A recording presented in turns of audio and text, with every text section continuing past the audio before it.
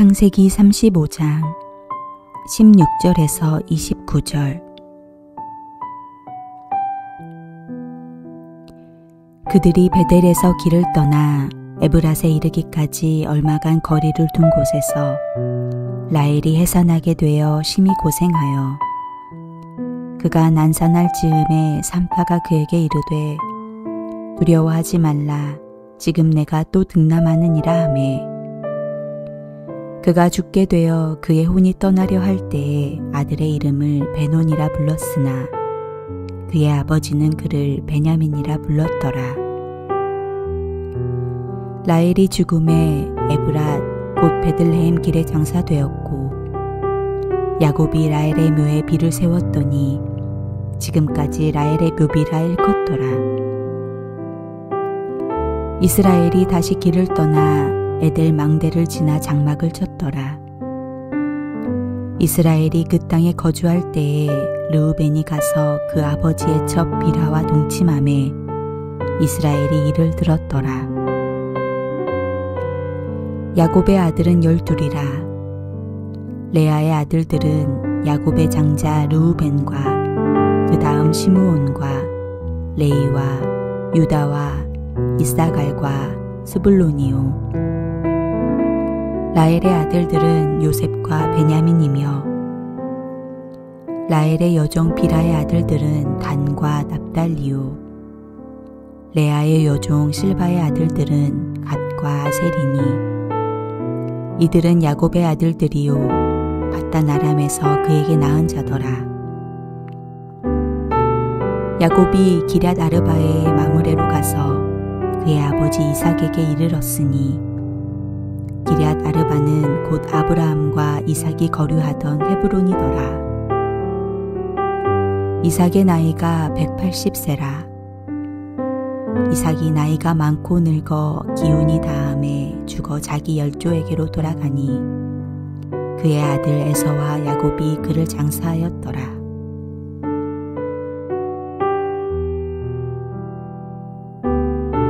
오늘 본문에는 야곱의 귀한 길의 마지막 여정이 나와 있습니다. 베델에서 하나님을 예배한 야곱은 이제 아버지가 있는 헤브론으로 향합니다.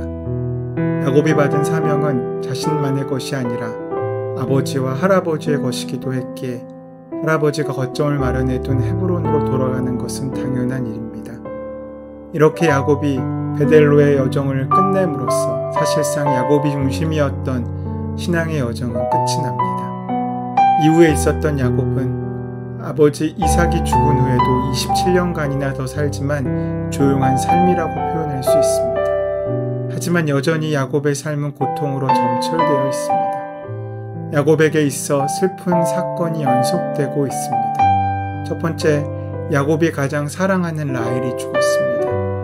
야곱의 유일한 사랑인 라헬이 그토록 기다리던 둘째 아들 베냐민을 낳다가 그 아들을 제대로 품어주지도 못한 채 슬픔의 눈물을 흘리며 숨을 거둔 것입니다. 야곱에게 있어서 라헬은 특별한 존재입니다. 그녀를 얻기 위해 14년간 여기 삼촌을 위해서 일했습니다.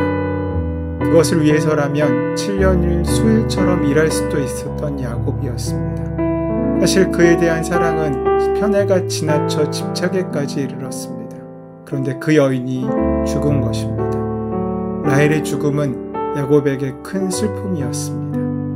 두 번째로는 장자 르우벤의 죄악입니다. 장남이자 레아의 아들인 르우벤이 빌하와 통간한 것입니다. 르우벤이 비록 하녀 출신이지만 어떻게 어머니인 빌하의 침상에 올라갈 수 있겠습니까? 르우벤이 천륜을 어기는 범죄를 저지르게 된 것입니다. 결코 일어나선 안 될 일이 일어난 것입니다. 이 일은 야곱에게는 큰 충격이었습니다. 자신의 아내를 잃은 것이며 자신의 장남까지 잃은 것이나 마찬가지의 일이었기 때문입니다. 하지만 야곱은 라헬을 잃은 슬픔 때문인지 세겜 사건 때와는 다른 반응을 보입니다. 그냥 방치하고 묻어두려고 한다는 것입니다. 이렇게 방치된 가족의 문제들은 요셉의 사건에서 터져나올 것입니다. 어쨌든 그는 헤브론에 정착했고 화해한 형과 함께 아버지의 장례를 치렀다는 사실을 통해 야곱의 아들들의 문제의 해결도 기대하게 할 수 있었습니다. 그리고 세 번째로 아버지 이삭이 죽습니다. 야곱은 어머니의 임종을 지켜보지 못했습니다. 어머니가 죽을 때 그는 삼촌 집에 피신 중이었습니다. 그런데 이제 아버지가 돌아가신 것입니다. 야곱은 어머니 리브가의 유모가 죽었을 때도 지극정성을 다하였습니다. 그런데 이제 아버지까지 돌아가신 것입니다. 그러니 얼마나 슬펐겠습니까? 그는 세상을 떠받쳐주는 기둥을 잃은 것이었습니다.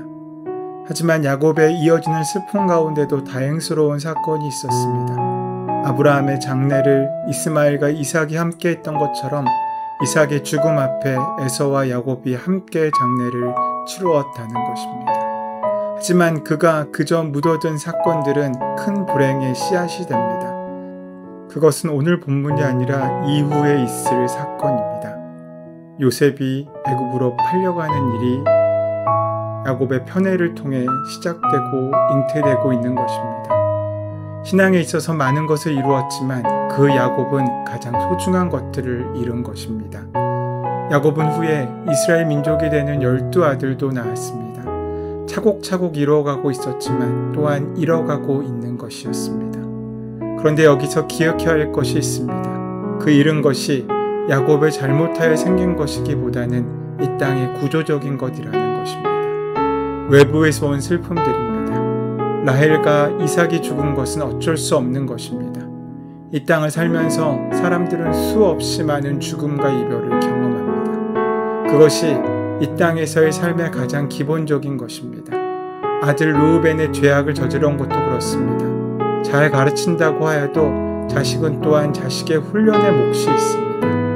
야곱이 전에 많은 허물을 통해 새롭게 거듭난 것처럼 이제 야곱의 자식들도 훈련의 반열에 들어선 것입니다. 요셉이 애굽에 팔려간 것도 그렇습니다. 그것은 겉으로는 너무나 슬픈 일이지만 실은 하나님의 크고 선하신 계획 속에 있었던 일입니다. 그것을 야곱이 슬퍼한다고 되돌릴 수는 없습니다. 그렇기 때문에 잃는 것을 두려워할 필요가 없습니다. 잃는 것은 이 땅의 가장 기본적인 일입니다. 우리가 두려워할 것은 잃는 것이 아니라 이루지 못하는 것입니다. 나이가 들어가며 우리는 세월을 잃어버립니다.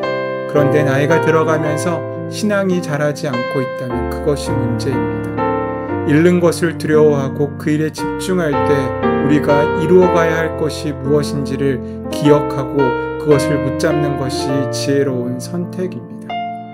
성경의 주인공은 사람이 아닌 하나님이십니다. 그래서 하나님과 동행한 신앙인들의 과오는 숨김없이 모두 기록되고 있습니다. 하나님 나라의 희망은 사람으로부터 오지 않기 때문입니다. 인간은 그저 하나님과의 보조를 맞추기에도 버거운 존재들입니다. 성경에 기록된 사람들이 그 인격이 훌륭해서 우리가 소망할 만해서 기록되고 있는 것이 아닙니다. 그들이 기록된 이유는 그들의 인격이나 그들의 능력 때문이 아니라 끝까지 붙잡았던 하나님의 사랑이 그들의 믿음을 통하여 이루어지고 드러났기 때문입니다. 하나님 나라의 본질은 은혜입니다. 하지만 하나님의 은혜를 말하는 것은 양날의 칼과 같습니다. 우리는 그 앞에서 겸손해져야 마땅한데 때로는 무책임하고 방탕해질 수 있기 때문입니다. 일이 잘 되면 우리는 스스로 자고하여 교만해집니다. 그러다가 일이 잘 되지 않으면 우리는 한없이 낮아져 낙심하고 절망에 빠지기도 합니다. 우리에게 소망을 둘 때 우리에게 일어나는 일입니다. 성경의 인물들의 실패를 핑계로 악한 길에서 돌이키지 않는 모습을 우리는 어렵지 않게 찾아볼 수 있습니다. 하지만 성경에 기록된 믿음의 조상들은 인간의 한계를 드러냈을 뿐입니다. 그들은 전인격적으로 하나님께 반응하며 몸부림쳤습니다. 하나님께서는 그런 우리를 자비롭게 안아주시고 일으켜주십니다. 하지만 하나님의 은혜를 조롱하고 하나님의 은혜를 업신여기는 이들을 구원을 논할 수는 없습니다.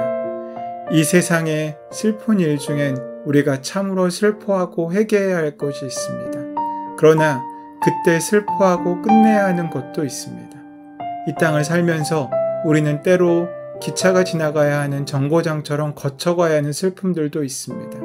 그때 그 슬픔에 놀라지 않고 그 슬픔에 머물지 않고 담담히 이겨나갈 수 있는 믿음이 우리에게 필요합니다. 하나님은 우리를 광야로 이끄시지만 광야가 하나님께서 우리 삶에 목적하시는 목적지가 아닙니다.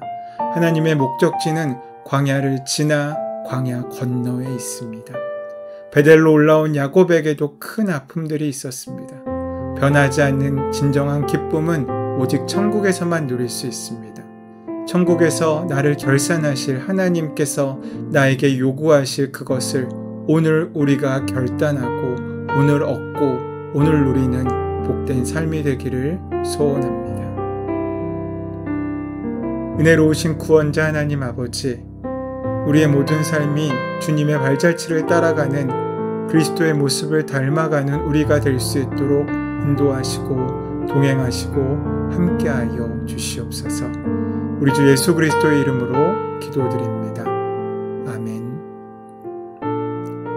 이제 주신 말씀을 가슴에 심고 그 말씀을 오늘 하루 현실과 삶을 통해 만나고 누릴 수 있도록 은혜로 준비되는 귀한 그 마음의 삶을 위하여 함께 기도하는 시간 갖도록 하겠습니다. 함께 기도합니다.